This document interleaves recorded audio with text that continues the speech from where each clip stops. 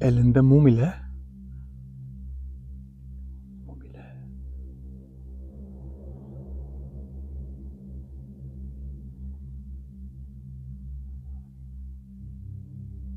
beni bayağı bir ürküttü. Hiç konuşmadı. Ses falan duymadım, bilmiyorum. Kayda da girmedi.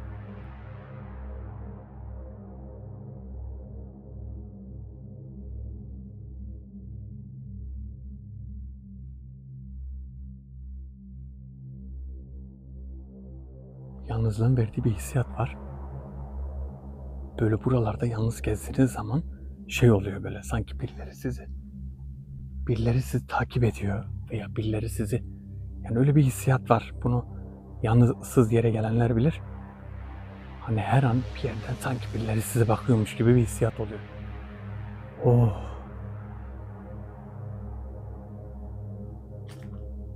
Bakın daha da davet yapmadım. Şuna bakın.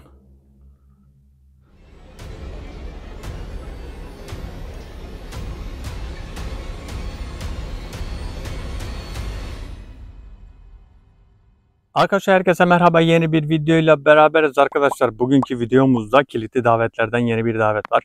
Geçen seferki kilitli davetlerden yaptığım daveti yıkıntı bir evin içinde yapmıştım. Gelen Sherpa isimli bir tane davete gelen bir varlık bize çarpıcı şeyler söyledi. Daha değişik şeyler söyledi. Biraz güzel cevaplar veriyordu. Sanki bana göre de kilitli davetlerde biraz daha sonuca doğru ilerliyoruz. Büyük ihtimal bu davetlerin biraz ilerisinde daha da bilgilendirici davetler olacağına eminim. Bu videoda da Eşref abi yok. Eşref abi bu videoda da olmadı çünkü Sakarya'daki işleri devam ediyor. Bazı arkadaşlarımız soruyor, videonun başını izlemeden ortaya geçiyor. Eşref abi nerede? Neden açıklama yapmadınız? Arkadaşlar videoları atlatmadan izlerseniz böyle bilgileri sormanıza gerek kalmaz ve video içinde zaten kendim de söylüyorum. Şimdi kilitli davetlerden yeni seriyi yapacağız ve bu geldiğim farklı bir yerde, bu geldiğim ürkünç farklı bir yerde nasıl bir şey gelecek, hep beraber sizinle beraber kilitli davetlerin yeni üyesini göreceğiz. Her gelenlerin özelliklerini, tasvirlerini, ondan sonra sorduğum soruları, verdiği cevapları, bunları tek tek yazıyorum. Bunlar biliyorsunuz bir araştırma ürünü olacak. Araştırma ürünü ve kitap ürünü olacak.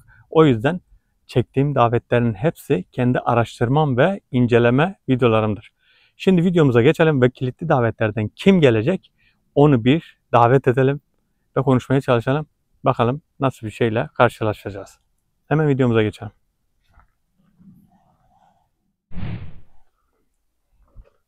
Evet. Bakın arkadaşlar, geldiğim muhteşem yere. Bura ıssız, ormanlık bir alan. Farklı, değişik bir yer. Burada davet yapacağım. Ve bakacağız nasıl bir şey çıkacak. Kilitli davetlerden nasıl bir şey gelecek. Hep beraber göreceğiz. Bu arada arkadaşlar, eğer ki gözümüzden kaçan bir şey olursa, yani benim gözümden kaçan bir şey olursa, siz bana tarif edin, dakika ve saniye belirterek yorumlarda belirtin. Bazı arkadaşlarımız diyor hani biz tamam belirtelim ama siz diyor eğer kırparsanız o yerleri, siz belirtin, değişik yerleri belirtin. Yine ne olur ne olmaz değişik şeyler çıkıyor çünkü. Yardımlarınız da çok iyi oluyor gerçekten. Evet, daveti burada yapabilirim. Tabi bu sırada da etrafın bir güvenliğine bakıyorum. Çok ıssız, sessiz bir yer. Değişik bir orman. Burası çukur. Bakın ağaç. Ağacın hemen hemen üst kısmı burası. Yani belki 30 metre de aşağısı var. Bakın ağacın üstü. Kökü burası, dibi aşağısı. Şurada bir çukur var. Bu yol nereye gidiyor hiç bilmiyorum. Üstte de bir yol var. Şu yukarıda da bir yol var. Oradan da tepeye gidiyor. Size o yolu da göstereyim. Çok değişik bir yer burası. Burası gerçekten hem ürkünç hem de ıssız bir yer. Yani ıssız yerleri seçmemin sebebi davetlerin çabuk olması, çabuk bir şekilde ortaya çıkmasıdır. Bakın burası. Bir yol böyle gidiyor. Bir yol şuradan yukarıya gidiyor. Bir de az önce geldiğim yer. Her yer böyle karanlık ve ıssız. Ben daha önce buraya gelmiştim. Hatta burada da video da çekmiştim. Bilen arkadaşlarımız varsa onlar kesin hatırlamıştır burayı. Bismillahirrahmanirrahim. La yedurru ma'asmihi şey'in fil ardı ve lefis semai ve huves semil alim. Bismillahirrahmanirrahim. La yedurru ma'asmihi şey'in fil ardı ve lefis semai ve huves semil alim. Bismillahirrahmanirrahim. La yedurru ma'asmihi şey'in fil ardı ve lefis semai ve huves semil alim. Arkadaşlar, bu koruma duasıdır. Sabah 3 defa, akşam 3 defa okuyun. Her türlü kazadan, beladan, sıkıntıdan korunmak için bu duayı okuyun. Bakın, nazardan, büyüden de korur. Nazar ve büyüye karşı da bu duayı okuyabilirsiniz. Bazı arkadaşlarıma soruyorum, ısrarla söylediğim halde ısrarla tekrar soruyorlar. Nazar ve büyüye karşı okuyacağımız dua var mı? Bakın, hem kolay hem basit hem de çok etkili bir duadır. Bunu Allah Zülcelal'in ismine sığınarak okuyorsunuz. Biz elimizden, yani ben elimden geldiğince sizlere bütün güzel duaları, kısa duaları ve tesirli duaları söylemeye, göstermeye çalışacağım. Şimdi davete geçebilirim. Şöyle bir etrafa bir bakayım, sanki bilmiyorum da böyle bir değişik bir his var üstümde. Sanki hani yalnızım diye mi bilmiyorum da şöyle yalnızlığın verdiği bir hissiyat var. Böyle buralarda yalnız gezdiğiniz zaman şey oluyor, böyle sanki birileri sizi takip ediyor veya birileri sizi, yani öyle bir hissiyat var. Bunu yalnızsız yere gelenler bilir. Hani her an bir yerden sanki birileri size bakıyormuş gibi bir hissiyat oluyor. Bende genelde böyle şeyler olmuyor. Ama bazı yerlerde oluyor, bakın. Sayılı yerler var. Oralarda bazen bu hissiyata kapılıyorum. Ve kapıldığım zaman da kesin ya bir şeyler çıkıyor. Şu an ateş böceği görüyorum, yukarıya doğru gidiyor. Bakalım, ışıksız göstersem görecek misiniz? Bakın, içeride gitti. Ama her yer dolu. Böyle. Şu an o hissiyat, dediğim gibi o hissiyat içerisindeyim.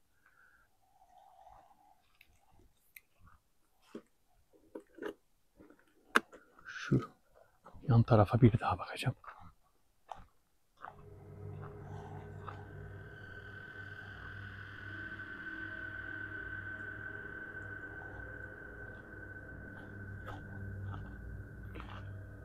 Evet, şimdi daveti yapabilirim.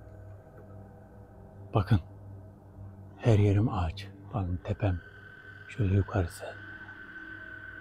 Bura başka bir yer. Bu yolun olduğu taraf. Buralar her yer ağaçların altı. Bismillahirrahmanirrahim. Bu ne? La ilahe illallah. La ilahe illallah. Allahu Ekber. Oh.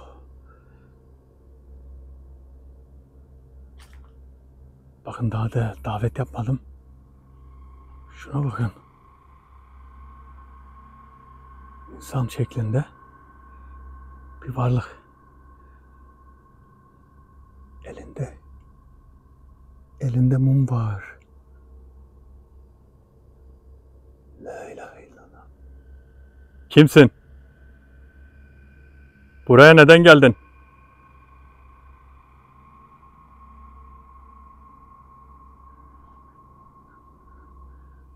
Bismillahirrahmanirrahim.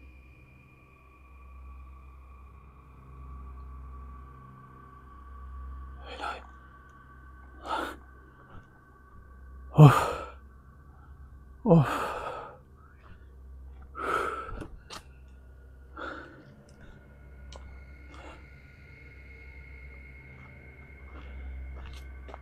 Daha davet yapmadım.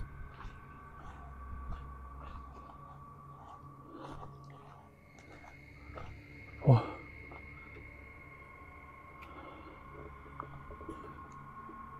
Yani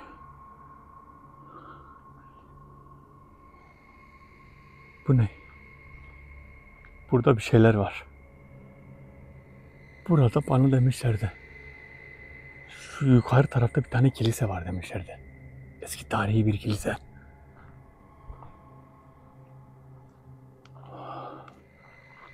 Yalnız var ya, ilk defa tüylerim diken diken oldu.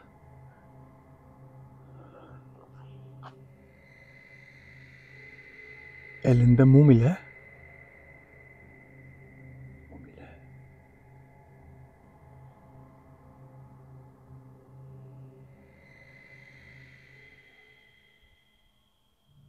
beni bayağı bir ürküttü. Hiç konuşmadı. Ses falan duymadım, bilmiyorum. Kayda da girmedi.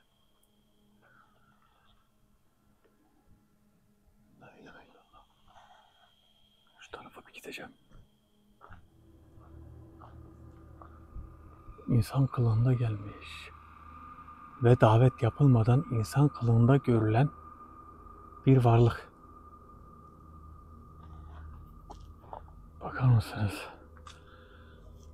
Of, ama yalnız gerçekten çok fena ürktüm yani. Gerçekten çok fena ürktüm. Daha davet yapmadım. Kilitli davetleri yapacaktım. Ben en iyisi Arohan'ı çağırayım. Arohan'ın davetini yapayım. O şekilde Arohan'ın davetini yapayım.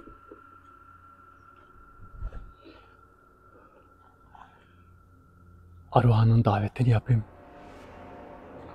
Bunu çok merak ettim. Arohan'ın davetini yapayım ve bu gelene Arohan'a sorayım. Burada ancak Arohan beni biraz böyle rahatlatabilir. Of.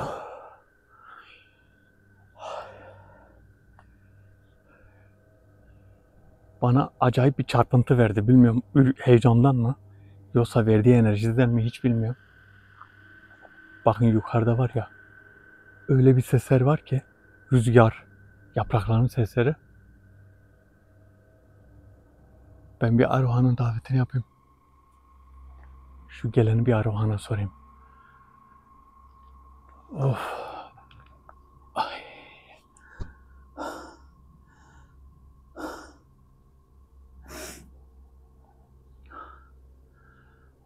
Oh. Etrafta ateş böcekler uçuşuyor. Acaba ateş böceği değil mi onlar da? Bu yol nereye gidiyor biliyor musunuz? Bayağı bir gidiyor bu yol. Hemen hemen şöyle söyleyeyim, 100 kilometre gidiyormuş. Bana dediklerine göre bu yol ta Trabzon'a kadar gidiyormuş. Oradan bağlanıyor. Bir yerde ayrılıyor. Bursa'ydı bilmem neydi, dolanıp gidiyormuş. Çok eski bir yol. Dağların arasında gezen bir yol. Böyle dağların arasında zaten bu varlıkların olması %100 yani %100. Bakın arka tarafım dağ, bu taraf dağ, orası yol, burası dağ yolu. Böyle dağ yolları hem beni heyecanlandırır hem de sizinle beraber çok maceralı bir video oluyor. Bakın hem araştırma, hem davet, hem ilim, hem bilgi, hem de korku ve gerilim. Gerçekten şu an var ya, aşırı bir gerilim üzerimde var. Gerçekten çok büyük bir gerilim üzerimde var. Bunu şöyle elektriğim gitsin diye toprağın üzerinde gezmem gerekir ya. Aynı onun gibi. Aşırı uçurtu da var. Her yerde. Çakaldı, kurttu, ayıydı. Şu an her şeye hazırlıklı olmam gerekiyor. Ben Arohan'ın davetini yapayım. Arohan bir gelsin. Of. Beni gerçekten harbiden ürküttü yani. Size demeyeceğim yani. Korkmadım demiyorum bakın. Korkmadım demiyorum. Tabii ben de tedbir olsun diye. Bakın arabayı buraya bırakmışım. Tedbir olsun diye hani. Ne olur ne olmaz. Yani tedbir ne için olur biliyor musunuz? Olur da hani mesela bir acil bir durum olur. Bir şekilde bir sıkıntı yaşarım. Şuralardan bir ayı, domuz. Değişik bir şey, gerçi o şekilde bir şey olduğu zaman Arabaya binmeye bile belki fırsat kalmayabilir. Ben Arohan'ın davetini yapayım da bir Arohan gelsin. Arohan'la bir görüşelim. Hemen davete geçiyorum ve Arohan'ın davetini yapıyorum.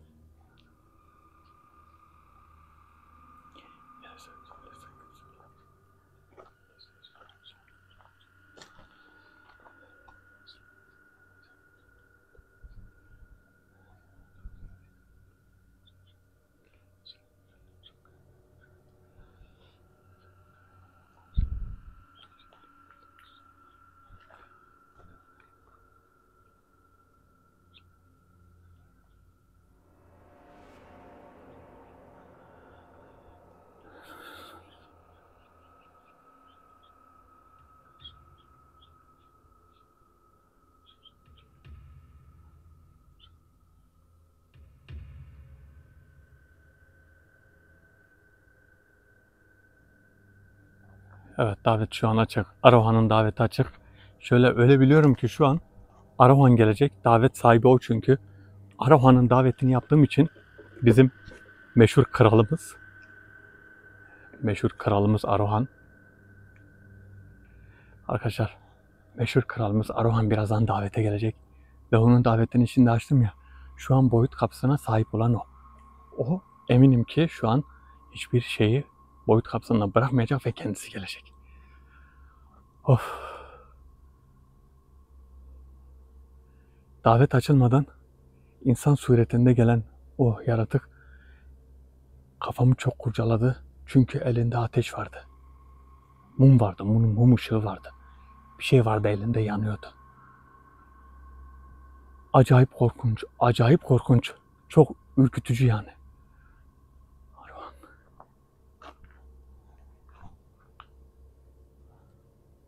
Her yere bakıyorum şu an, her yere.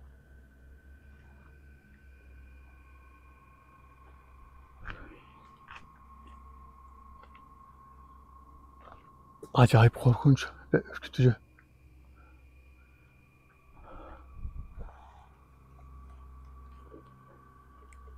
Arkadaşlar, tek olduğum için şimdi kamerayı kendime çevirdiğim zaman böyle bazı aksaklıklar yaşayabiliriz.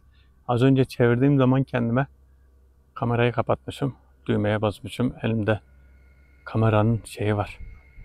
Bu tripodu var. O tripoda basmışım ve kayıt kesilmiş. Tekrardan başlattım. Of, Arohan. Arohan bakalım gelince bize ne diyecek.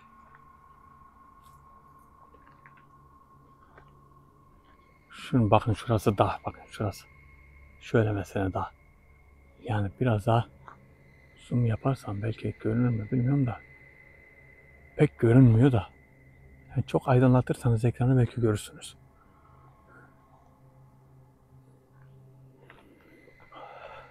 Acaba tekrardan görür mü?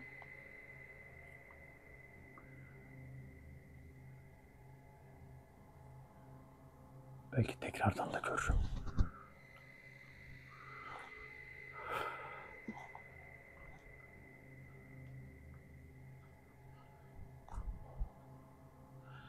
Hadi Arohan, nerede kaldın? Kralımız. Kral Arohan. Oh, la ilahe illallah. Evet, işte Arohan. Arohan. Esselamu aleyküm ve rahmetullah Arohan. Ve aleyküm selam ve rahmetullah. Arohan, hoş geldin. Arohan, inan ki var ya, seni gördüğümü o kadar sevindim ki şu an böyle bir yerde seninle beraber olmak bana gerçekten huzur verdi. Maşallah. Arohan, az önce ben burada bir davet yaptım ve elinde bir ateş ve ışıkla biri geldi. Bu gelen insan suretinde biriydi. Daha davet yapmamıştım. Boyut kapısı kapalıydı. Ve bu gelenin ne olduğunu çok merak ettim. Bu gelen nedir? İçimi o kadar heyecan ve panik kapladı ki anlatamam.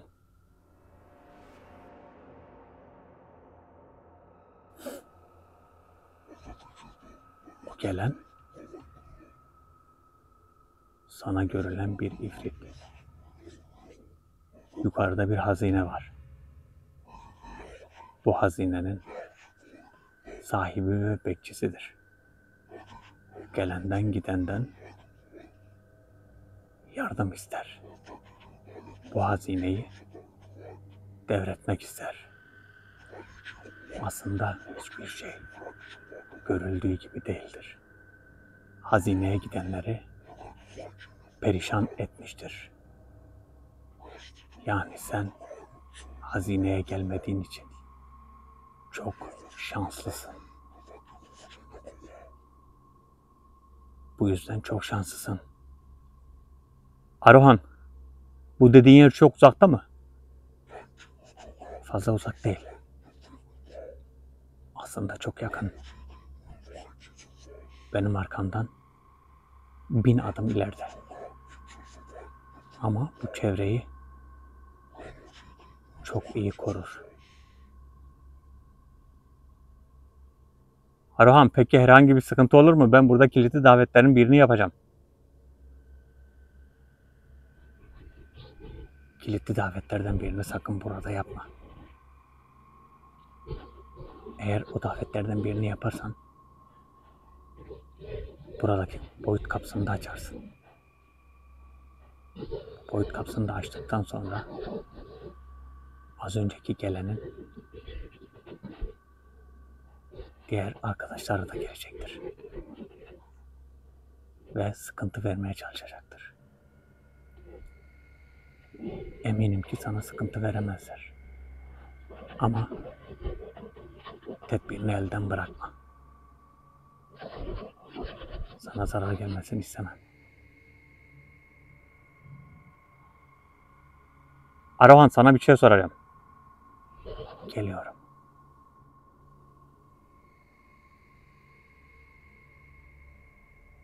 Kayboldu.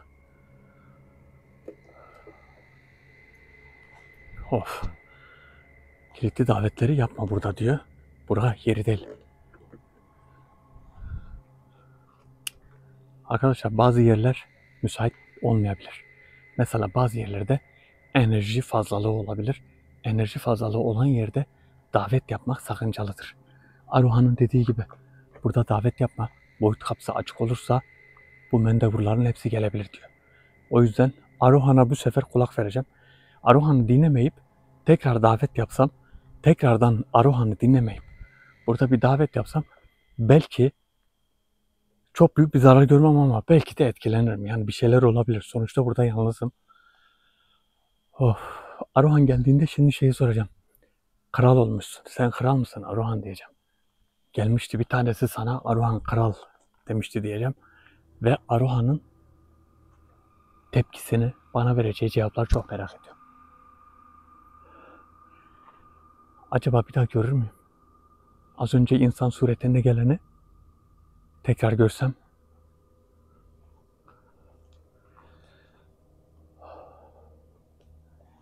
Gene bir araştırmakta, takip etmekte fayda var. Bakın arkadaşlar aslında var ya, niye uçağı bu insan suretindekini neden gördüm biliyor musunuz? Bu benim lensim orijinal, hani lensim özel ya. Uçağım diyor. Özel lens olduğu için videoya takıldı. Yani kameraya takıldı. Kameraya takılmasının sebebi işte özel lensle tarama yaptığım içindir. Belki özel lens olmasaydı görmezdim. Ama davet yaptığım zaman da hiçbir şekilde de hiçbir şey görülmezdi. O yüzden rahatlıkla size söyleyebilirim. Of. Of Arohan.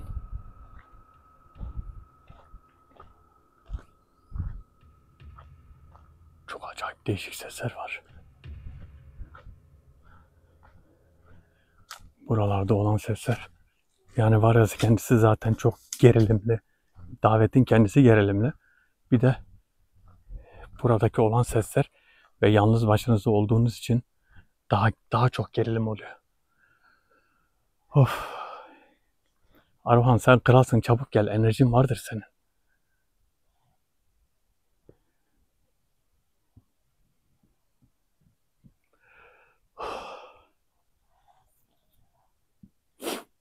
Kral Aruhan. Aman kilitli davetleri ben çalışmıştım ama Aruhan bana şurada daveti yapma diyor. Bakın yukarıdan bir şey, yaprak düştü. Sanki bir şey koparıp attılar gibi. Ya Aruhan bakalım ne diyecek.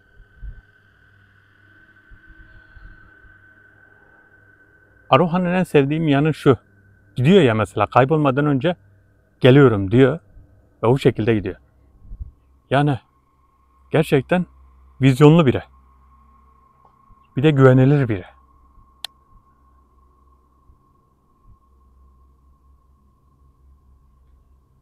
Aruhan'a bak, krala bak. Padişah mısın, kral mısın? Nesin sen Aruhan? Bir de senin olduğun ortamı görsek. O da olacak mı acaba zamanla? Olduğu ortama giriyormuşuz. Aruhan bir yerde, kral. Hizmetçileri var. Bir şeyler var. Emrinde adamlar var. Biz de diyeceğiz ki Aruhan, Aruhan Bey. Siz neymişsiniz be? Yani var ya, davetler çok fena. Davetler çok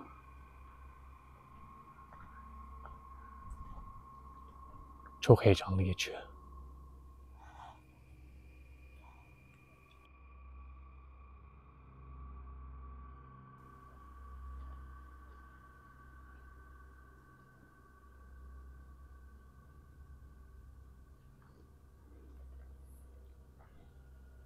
Şurada ateş böceklerini görüyorum ama ışık olduğu zaman, ışığı tuttuğum zaman görmüyorum. Çektiğim zaman kayboluyor. Çok farklı.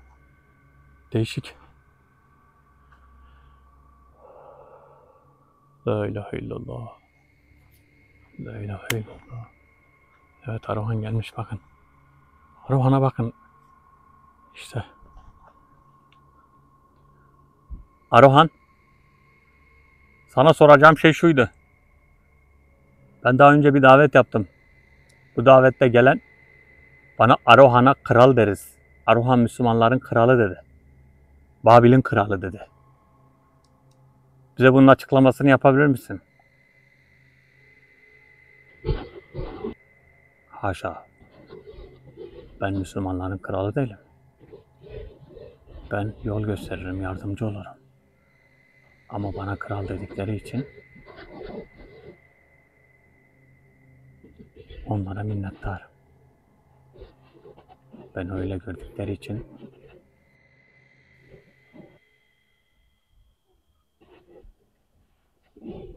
onlara sevgi borçluyum. Yani sen kral değil misin? Aruhan, her şeyi söyleyebilirsin. Aslında bir şey gizlemene gerek yok. Padişah olabilirsin. Kral da olabilirsin. Ben sevgilerin içinde kral olsam bana yeter. Kimseye zulüm etmem. Kimseyi zor durumda bırakmam.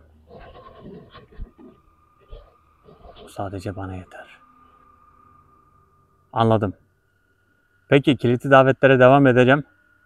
Ama burada etmeyeceğim. Farklı bir davet, farklı bir yerde yapacağım bu kilitli daveti. Burada olan hazine nasıl bir hazine? Tarif edebilir misin? Burada olan hazine eski bir kiliseye ait. Kilisenin rahipleri hazineyi kilisenin arka tarafına gömdüler. Ve bu gömü tılsım ile korunuyor. Şu ana kadar hiç kimse bu hazineye el süremedi. Bu hazineye el sürülürse, kim elini sürmüşse perişan olur. Kendini mahvetmek isteyen varsa buyursun bu hazineye elini sürsün. Senin az önce gördüğün o koruyucu, onun gibi belki 1000 tane var. Bu koruyucuların sadece görevi bu hazineyi korumak. Ama şöyle bir şeyleri de var. Bu görevi başkasına devredip gitmek istiyorlar. Anladım. Yani daha doğrusu bu hazineden kurtulmak mı istiyorlar? Evet. Uzun yıllar olduğu için bu hazineden kurtulmak istedikleri aşikar.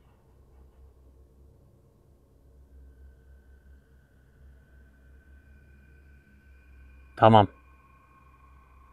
Şu an istediğimi öğrendim. Peki bu hazineye doğru gidersem ya da burada daveti yaparsam nasıl büyük bir sıkıntı yaşarım? Bu sıkıntının asıl sebebi nedir? Sıkıntının asıl sebebi boyut kapısının burada biraz daha güçsüz kalmasıdır. Benim bulunduğum bölgede büyük bir enerji açığı var. Ve bu açık seni zor durumda bırakabilir. En iyisi burada kilitli davetlerden vazgeç. Yani bu kilitli davetleri yapma. Az sonra tekrardan geleceğim.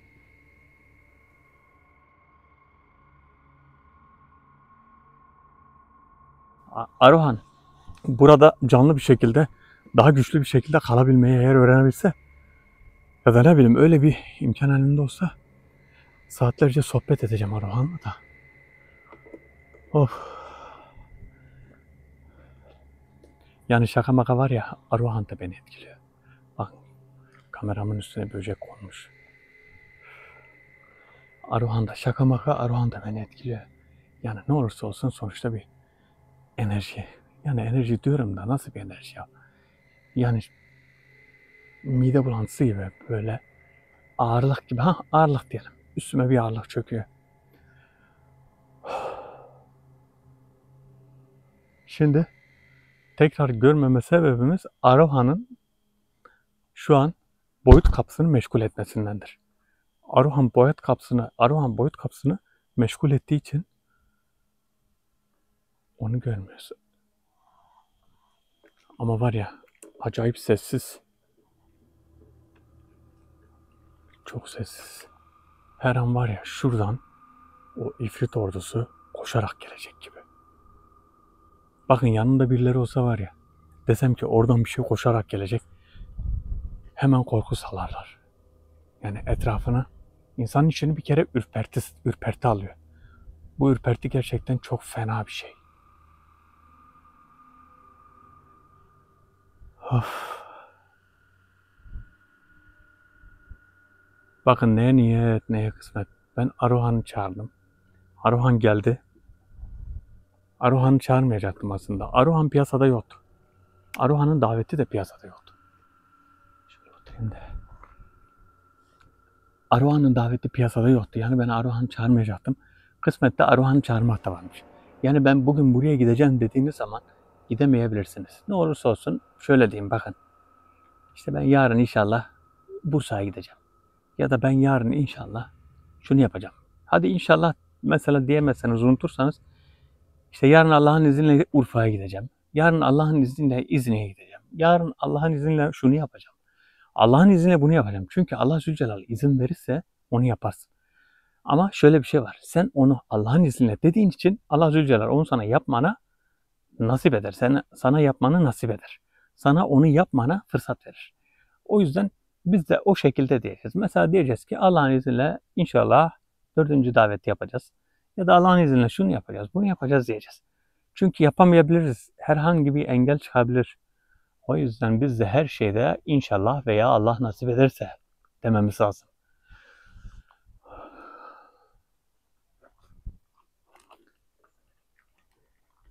Şurada var ya, ne güzel uyunur.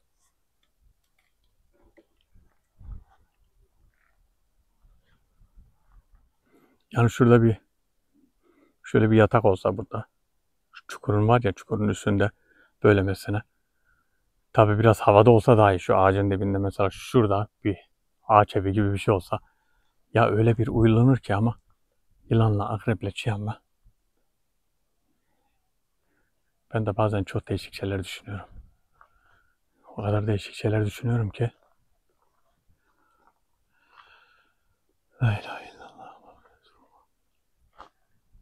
Bakalım Aruhan tekrar geldiğinde ne diyecek? Aruhan'ın enerjisi yüksek. Aruhan güçlü olduğu için fazla zaman geçmiyor. Bir bakıyorsunuz Aruhan çıktı geldi. Şu yola bir daha bakacağım. Herhangi bir şey takılacak mı, takılmayacak mı? Eğer ki farklı bir şey görürseniz bakın arkadaşlar, ben bu videoda hiçbir şekilde kesinti yapmayacağım. Çünkü kendim ilk gördüm. Bu insan şeklinde olanı gördüm ya. Hiçbir şekilde kesinti yapmayacağım. Eğer siz görürseniz şeyi de kesmeyeceğim. Kendim sonradan gördüğümü, hiç görmediğimi, eğer insan şeklinde farklı bir şey görürseniz dakika ve saniye olarak belirtin ki biz de oraları yaklaştırıp izleyelim. Bakın. Bakın şurada bir tane kadın var. Bakın bakın bakın. İşte az daha yaklaşın. Bakın yüzüne bakın. La ilahe illallah. İşte bakın bakın. Bakın kafası. Bak kafası bakın. Kucağında çocuk var. Yüzüne bakar mısınız? Uzaylı gibi. Gözlere bakın. La ilahe illallah. Allahu Ekber. Allahu Ekber. İşte size bahsettiğim konu buydu. Bahsettiğim konu buydu. Bu şekilde bir şeyler görürseniz. Gözleri gördünüz mü ne kadar iri? La ilahe illallah. La ilahe illallah. Ah be Aruhan neredesin? Aruhan neredesin Aruhan? Bakın bir çocuk sesi geliyor.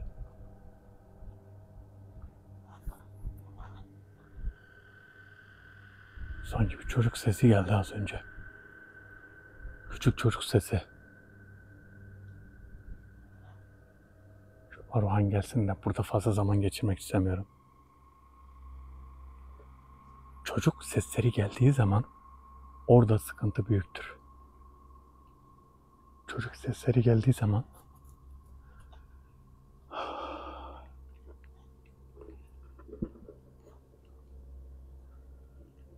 arkadaşlar bu varlıkların çocuk şeklinde olanları biraz daha sıkıntılıdır. Gerçekten sıkıntısı büyüktür. O yüzden çocuk sesi geldiği zaman hemen olduğunuz yeri terk edin. Aruhan'ı bekliyorum da Aruhan bakalım nasıl gelecek. Aruhan. La ilahe illallah. Muhammeden Resulullah. Bakın seslere bakın. Bakın çakal sesine. Görüyor musunuz? Bakın şurada. Kurt ve çakal sesleri.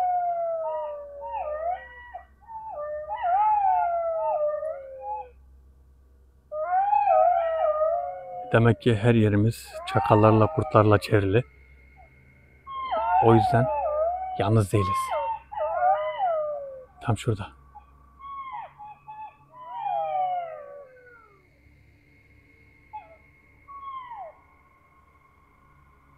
Evet. Şu geriden de geliyor ses. Şuradan geldi. Şimdi uzaklaştı sesler.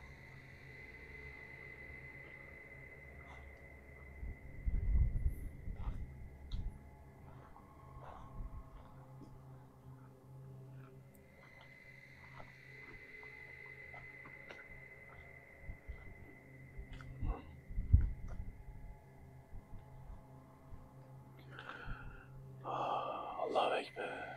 Demek ki ben burada gelmişim. Onlar beni dinliyor. Ben yalnız olduğumu zannediyorum ama yalnız değilim. Gerçekten yalnız değilim. Bir ötmeye, bağırmaya başladılar. Arkadan, sağdan, soldan her yerden bağırmaya başladılar. Hep çakal sesleri. Çakal ve tilki sesleri.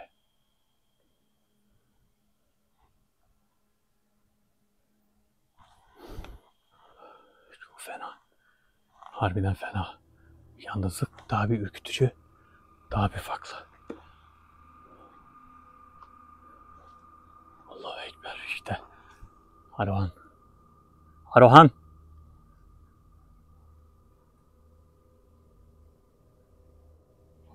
Burada fazla durman iyi değil.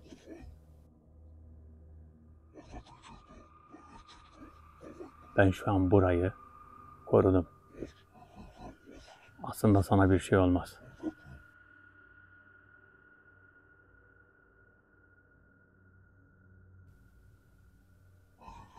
Sen ilimli bir insansın. Sen yapacağını bilirsin. Kilitli davetlerde bir tanesi var. Onun ismi Mazino. Bu Mazino gelirse Mazino'ya çok dikkat et. Mazino büyük ihtimal kaçmaya çalışacak. Ve çok iyi hipnoz yeteneği var. Kesinlikle sana etki bırakmasını isteme. Bu yapacağın davet Mazino'nun davetidir.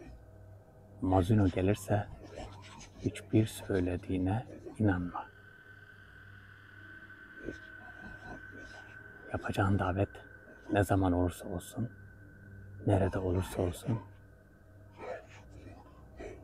dediklerimi unutma. Mazino'nun daveti bu çalıştığın davettir. Ben az önce kaybolduğumda onu araştırıp geldim. Mazino'da çok farklı sırlar var. Bu sırlar seni yanıltabilir. Sakın ola sakın Mazino'ya uyma. Onu çağır, sadece konuş. Yaptıklarını, istediklerini kesinlikle yapma. Sen benden daha iyi bilirsin.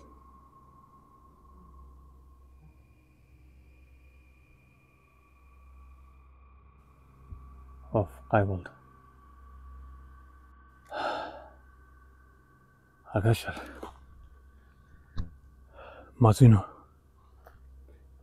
dediği benim bugünkü yapacağım davetti. Ve seni diyor yanıltır. O yüzden bu daveti yapma diyor. Arkadaşlar, daveti kapattım. Çünkü sıkıntılı bir video oldu. Böyle olacağını tahmin etmemiştim. Yani burayı tekrardan taraya gidiyorum şu an. Arohan gelmeseydi ben o daveti de yapacaktım. Mazino dediği şahsı çağıracaktım. Nasıl bir şey gelecek hiç bilmiyorum ki. Beni de uyardı Arohan. Burada daveti yapma dedi. O gelenden sonra bakın buralar her yer ormanlık.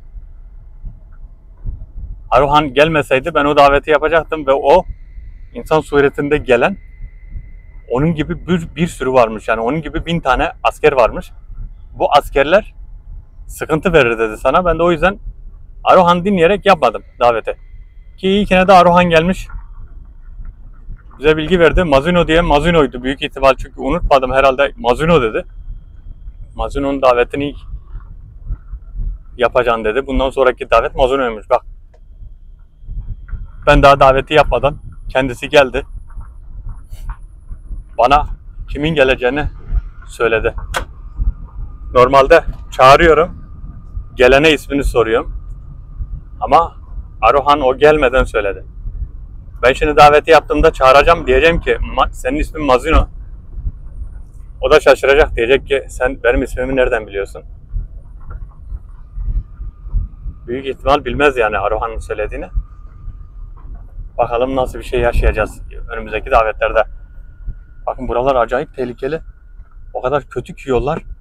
Yani araba burada kalsa var ya, yanından geçecek başka bir araba yolu yok. Çok iyice şuraya sıfır yanaşmam lazım, şu tarafa. Ama düşünün burada kalmayı. Camları kapatırsanız sıkıntı. İçeride bunalırsınız. Camlar açık kalırsa daha kötü. Bakın burada da bir yer var.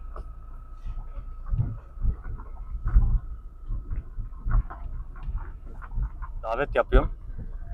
Davette görünenler insanı ürpertiyor. Eğer bu arada kamerayı dışarıya çıkarmışım, arabanın dış tarafında. Bu arada bir şey görürseniz belirtin. Dakika ve saniye olarak belirtin. Yavaş yavaş gidip taraya gidiyorum da.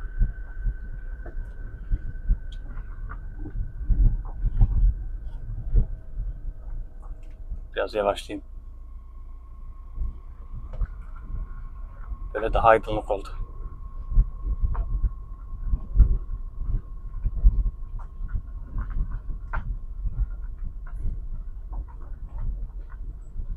Bakın bu borular, dağlardan gelen borular daha aşağıya gidiyor.